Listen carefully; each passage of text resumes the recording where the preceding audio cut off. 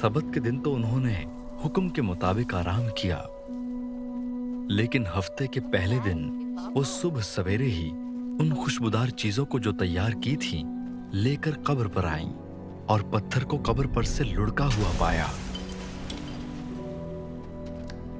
मगर अंदर जाकर खुदावंद यसू की लाश न पाई। और ऐसा हुआ कि जब वो इस बात से हैरान थीं, तो देखो दो शख्स बर्राक पोशाक पहने उनके पास आ खड़े हुए। जब वो डर गईं और अपने सर जमीन पर झुकाए, तो उन्होंने उनसे कहा कि जिंदा को मुर्दों में क्यों ढूंढती हो? वो यहां नहीं बल्कि जी उठा है। याद करो कि जब वो गलील में था तो उसने तुमसे कहा था, जरूर है कि इब्ने आदम गुनहगारों के हाथ में हवाले किया जाए और मसलूब हो और तीसरे दिन जी उठे। उसकी बातें उन्हें याद आईं और कब्र से लौटकर उन्होंने उन 11 और बाकी सब लोगों को इन सब बातों की खबर दी जिन्होंने रसूलों से ये बातें कहीं।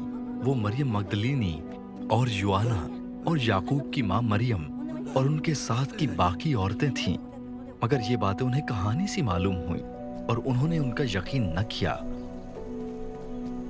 इस पर पतरस उठकर कब्र तक दौड़ा गया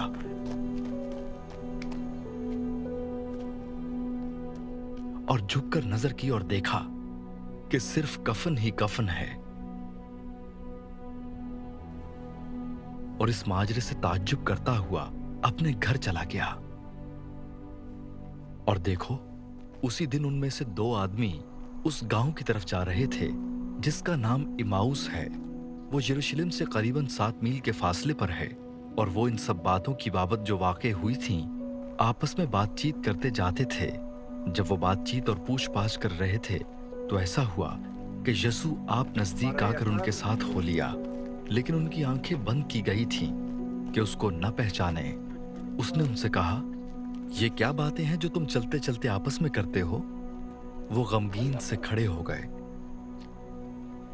फिर एक ने, जिसका नाम क्लियोपास था, जवाब में उससे कहा, क्या तू यरूशलेम में अकेला मुसाफिर है जो नहीं जानता कि इन दिनों उसमें क्या क्या हुआ है? उसने उनसे कहा, क्या हुआ है? उन्होंने उससे कहा, यसू नासरी का माजरा जो खुदा और सारी उम्मत के नजदीक काम और कलाम में कुदरत वाला नबी था, और सरदार काहिनों और हमारे हाकिमों ने उसको पकड़वा दिया ताकि उस पर कत्ल का हुक्म दिया जाए और उसे मसलूब किया। लेकिन हमको उम्मीद थी कि इसराइल को मुखलसी यही देगा। और अलावा इन सब बातों के इस माजरे को आज तीसरा दिन हो गया और हम में से चंद औरतों ने भी हमको हैरान कर दिया है, जो सवेरे ही कब्र पर गई थी और जब उसकी लाश न पाई तो ये कहती हुई आई कि हमने रोया में फरिश्तों को भी देखा। उन्होंने कहा वो जिंदा है। और बाज हमारे साथियों में से कब्र पर गए और जैसा औरतों ने कहा था वैसा ही पाया, मगर उसको न देखा। उसने उनसे कहा, ऐ नादानो, और नबियों की सब बातों के मानने में सुस्त एतकादो, क्या मसीह को ये दुख उठाकर अपने जलाल में दाखिल होना जरूर न था? फिर मूसा से और सब नबियों से शुरू करके सब नविश्तों में जितनी बातें उसके हक में लिखी हुई हैं वो उनको समझा दी। इतने में वो उस गांव के नजदीक पहुंच गए जहां जाते थे और उसके ढंग से ऐसा मालूम हुआ कि वो आगे बढ़ना चाहता है। उन्होंने उसे ये कहकर मजबूर किया कि हमारे साथ रहे, क्योंकि शाम हुआ चाहती है और दिन अब बहुत ढल गया। बस वो अंदर गया ताकि उनके साथ रहे।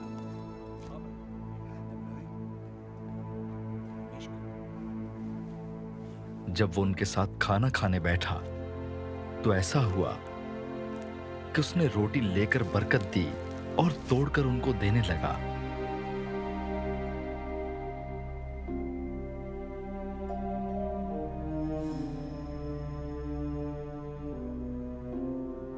इस पर उनकी आंखें खुल गईं और उन्होंने उसको पहचान लिया और वो उनकी नजर से गायब हो गया। उन्होंने आपस में कहा कि जब वो राह में हमसे बातें करता और हम पर नविश्तों का भेद खोलता था, तो क्या हमारे दिल जोश से न भर गए थे? बस वो उसी घड़ी उठकर यरूशलेम को लौट गए और उन 11 और उनके साथियों को इकट्ठा पाया। वो कह रहे थे कि खुदावंद बेशक जी उठा और शमाउन को दिखाई दिया है। और उन्होंने राह का हाल बयान किया और ये भी कि उसे रोटी तोड़ते वक्त किस तरह पहचाना।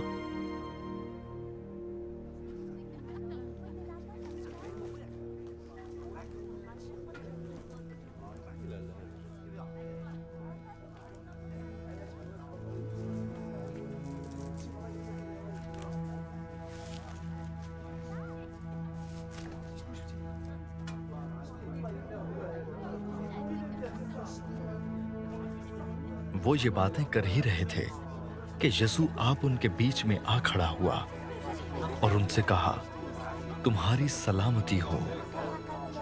मगर उन्होंने घबराकर और खौफ खाकर ये समझा कि किसी रूह को देखते हैं। उसने उनसे कहा, तुम क्यों घबराते हो और किस वास्ते तुम्हारे दिल में शक पैदा होते हैं? मेरे हाथ और मेरे पांव देखो कि मैं ही हूं, मुझे छू कर देखो, क्योंकि रूह के गोश्त और हड्डी नहीं होती जैसा मुझ में देखते हो। और ये कहकर उसने उन्हें अपने हाथ और पांव दिखाए। जब मारे खुशी को उनको यकीन ना आया और ताज्जुब करते थे, तो उसने उनसे कहा, क्या यहाँ तुम्हारे पास कुछ खाने को है? उन्होंने उसे भुनी हुई मछली का कतला दिया। उसने लेकर उनके रूबरू खाया। फिर उसने उनसे कहा, ये मेरी वो बातें हैं जो मैंने तुमसे उस वक्त कही थी जब तुम्हारे साथ था, कि जरूर है कि जितनी बातें मूसा की तौरात और नबियों के सहीफों और जबूर में मेरी बाबत लिखी हैं पूरी हों। फिर उसने उनका ज़हन खोला ताकि किताब मुकद्दस को समझें और उनसे कहा, यूं लिखा है कि मसीह दुख उठाएगा और तीसरे दिन मुर्दों में से जी उठेगा और यरूशलेम से शुरू करके सब कौमों में तौबा और गुनाहों की माफी की मुनादी उसके नाम से की जाएगी। तुम इन बातों के गवाह हो। और देखो, जिसका मेरे बाप ने वादा किया है, मैं उसको तुम पर नाजिल करूंगा। लेकिन जब तक आलम बाला से तुमको कुव्वत का लिबास न मिले, इस शहर में ठहरे रहो।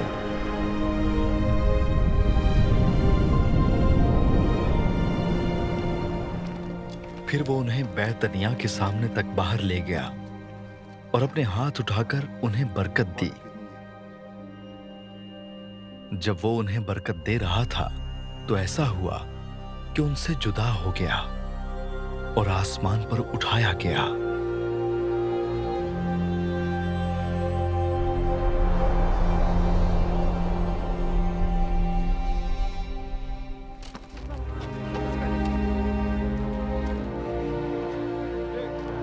और वो उसको सजदा करके बड़ी खुशी से यरूशलेम को लौट गए और हर वक्त हैकल में हाजिर होकर खुदा की हम्द किया करते थे।